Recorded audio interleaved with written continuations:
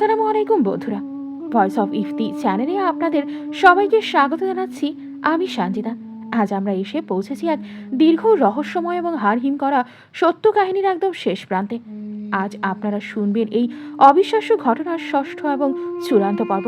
গত পর্বে আমরা শুনেছিলাম সেই ভয়ঙ্কর শুক্রবারের রাতের কথা, যেখানে ছায়া শিকারী আমাদের শ্রোতার বোনের গলা নকল করে দরজায় তাণ্ডব চালিয়েছিল।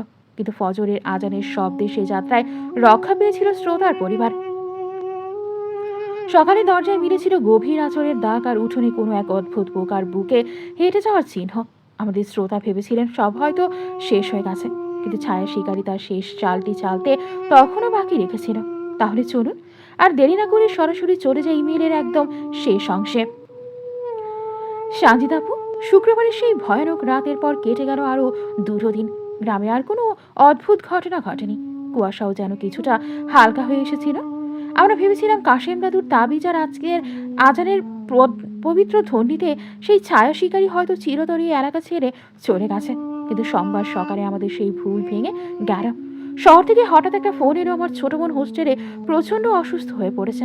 গত শুক্রবার রাত থেকে ওনাকে তীব্র জ্বরে অজ্ঞান হয়ে আছে এবং অবিরত বিড়বিড় করে বলছে, ভাইয়া ও ভাইয়া দরজাটা খোলো না, আমার খুব ঠান্ডা লাগছে। খবরটা শোনা মাত্র আমার মাথার উপর যেন আকাশ ভেঙে পড়ল। সাজিদাপু, শুক্রবার রাতে যে কণ্ঠস্বরটা আমরা আমাদের উঠোনে শুনেছিলাম, ওটা শুধু আমার বোনের কণ্ঠের নকল ছিল না। সেই ছায়া শিকারী দূর শহরে থাকা আমার বোনের চেতনা আর স্মৃতিকে টেনে এনে আমাদের বাড়ির সামনে দাঁড় করিয়েছিল। ওটা সেই বিষাক্ত টানেই আমার বোন দূর শহরে বসে মৃত্যুর কোলে ঢলে পড়ছিল। আমি আর বাবা এক মুহূর্ত দেরি না করে শহরে রওনা দিলাম।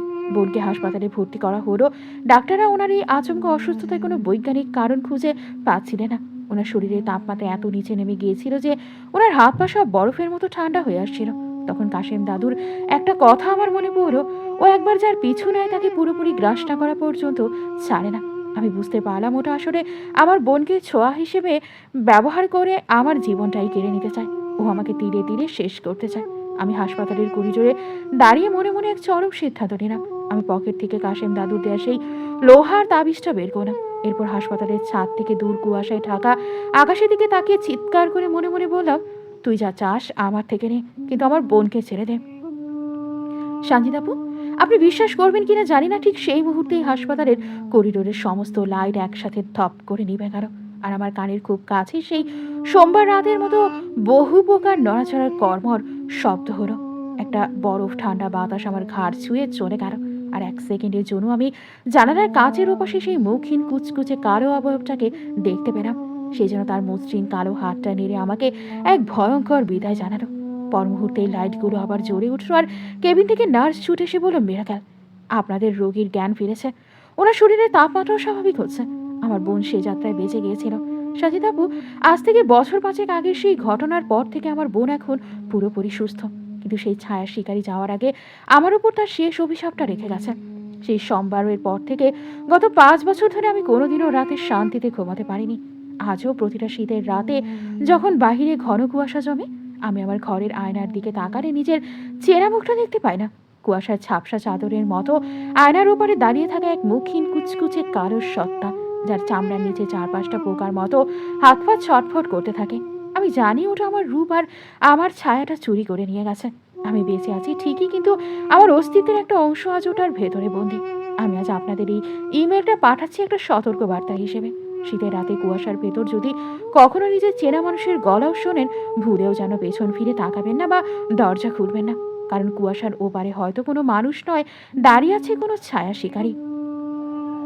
বন্ধুরা, এই ছিল আমাদের শ্রোতার জীবনে সেই অবিশ্বাস্য এবং হাড়হিম করা সত্য ঘটনা। ছায়া শিকারী হয়তো ওনার বোনকে ছেড়ে দিয়েছিল, কিন্তু বিনিময়ে কেড়ে নিয়েছিল আমাদের শ্রোতার নিজের ছায়ার রূপ। ওনার এই জীবনের গল্প আমাদের মনে করিয়ে দেয় যে এই চেনা প্রকৃতির বাইরেও এমন কিছু অন্ধকার জগৎ আছে যার রহস্য ভেদ করা বিজ্ঞানের পক্ষেও অসম্ভব। ভয়েস অফ ইফতির বিশেষ এই 6 পর্বের ধারাবাহিক ইমেল এপিসোডটি আপনাদের কেমন লেগেছে তা কমেন্ট বক্সে বিস্তারিত জানাতে ভুলবেন না। আপনাদের কাছেও যদি এমন কোনো গা ছমছমে সত্য ঘটনা থাকে, তবে আমাদের ইনবক্সে ইমেল করে পাঠিয়ে দিতে পারেন। গল্পটি ভালো লাগলে লাইক দিন, বন্ধুদের সাথে শেয়ার করুন এবং আমাদের চ্যানেলটি সাবস্ক্রাইব করে সবসময় পাশে থাকুন। খুব শীঘ্রই দেখা হবে নতুন কোনো ভৌতিক কাহিনী নিয়ে। আজকের মতো আমি সঞ্জিতা এখানেই বিদায় নিচ্ছি। সবাই ভালো থাকবেন, সাবধানে থাকবেন। শুভরাত্রি।